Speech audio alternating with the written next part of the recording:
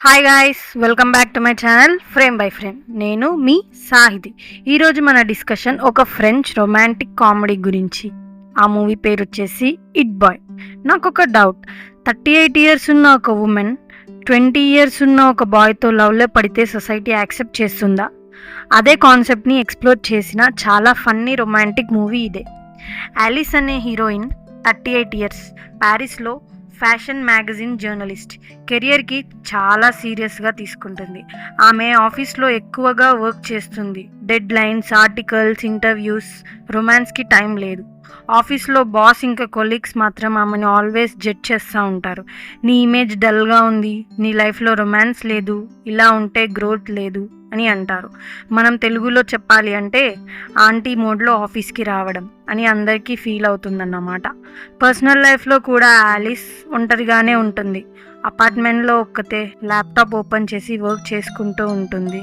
హార్ట్లో ఎక్కువ ఎంప్టీనెస్. అప్పుడు వస్తాడు హీరో. ఒక పార్టీకి ఆలిస్ వెళ్తుంది. అక్కడే బాప్టిస్ట్ అనే ఒక 20 ఇయర్ కాలేజ్ స్టూడెంట్ ఎంట్రీ ఇస్తాడు. స్లో మోషన్లో వచ్చేసి అందరినీ అట్రాక్ట్ చేస్తాడు. ఫుల్ ఎనర్జీ, యూత్ వైబ్ అన్నమాట. ఆలిస్కి ఫస్ట్ సైట్లోనే ఇంట్రెస్ట్ వస్తుందన్నమాట.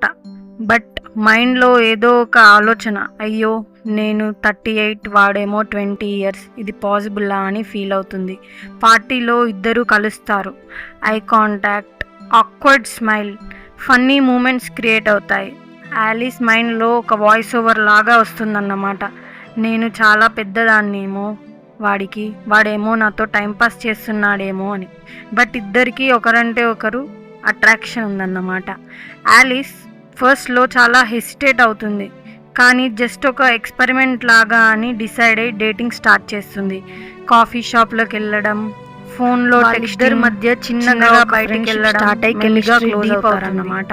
తర్వాత ఆలిస్కి లైఫ్లో ఒక కొత్త స్పార్క్ లాగా ఉంటుందన్నమాట.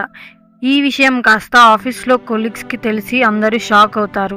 38 ఇయర్స్ ఆంటీకి 20 ఇయర్స్ అబ్బాయా అని.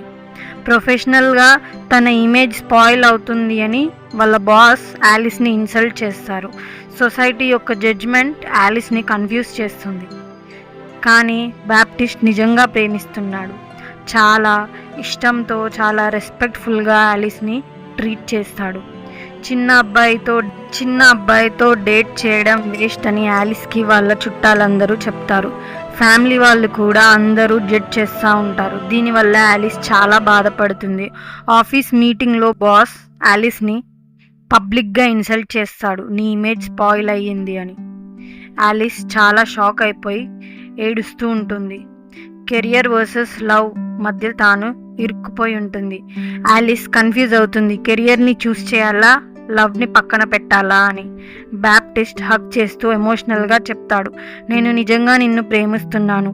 సొసైటీ జడ్జ్మెంట్ కాదు, మన హ్యాపీనెస్ ఇంపార్టెంట్. ఈ వర్డ్స్ ఆలిస్ హార్ట్ని మెల్ట్ చేస్తాయి. ఆలిస్ ఫ్లాష్ బ్యాక్లో మెమరీస్ గుర్తు చేసుకుంటుంది. వాళ్ళిద్దరూ కలిసి ఉన్న సమయం, వాళ్ళు స్పెండ్ చేసిన టైంని, వాళ్ళిద్దరి మధ్య ఉన్న ఫన్ని గుర్తు చేసుకొని లవ్కి ఏజ్ బ్యారియర్ లేదు, హ్యాపీనెస్ని చూస్ చేస్తా అని తను బాప్టిస్ట్కి హగ్ ఇస్తుంది. ఆలిస్ ఇంకా బాప్టిస్ట్ చేతిలో చెయ్యి వేసుకొని అలా నడుచుకుంటూ హ్యాపీగా వెళ్ళిపోతారు. అంతే, మూవీ ఎండ్ అయిపోతుంది.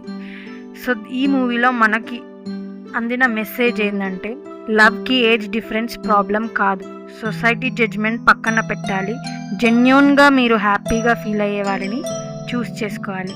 కామెడీగా చెప్పాలి అంటే ఈ ఆంటీకి జాక్ పాట్ పడింది బ్రో, లవ్ విన్ అయింది లాస్ట్కి. మీరు ఆలిస్ లాగా ఆఫీస్ గాసిప్ని ఇగ్నోర్ చేసి లవ్ని చూస్ చేస్తారా, లేదా సొసైటీని వింటారా? మీ హానెస్ట్ ఆన్సర్ కమెంట్స్లో చెప్పండి. ఈ వీడియో మీకు నచ్చినట్టయితే లైక్ చేయండి, ఫ్రెండ్స్తో షేర్ చేయండి, మరి ఇంపార్టెంట్గా సబ్స్క్రైబ్ బటన్ ప్రెస్ చేసి బెల్ ఐకాన్ కూడా క్లిక్ చేయండి. నెక్స్ట్ మూవీ ఎక్స్ప్లెనేషన్ మిస్ అవ్వకుండా చూడడానికి మళ్ళీ కలుద్దాం ఫ్రేమ్ బై ఫ్రేమ్ ఛానల్లో. బాయ్.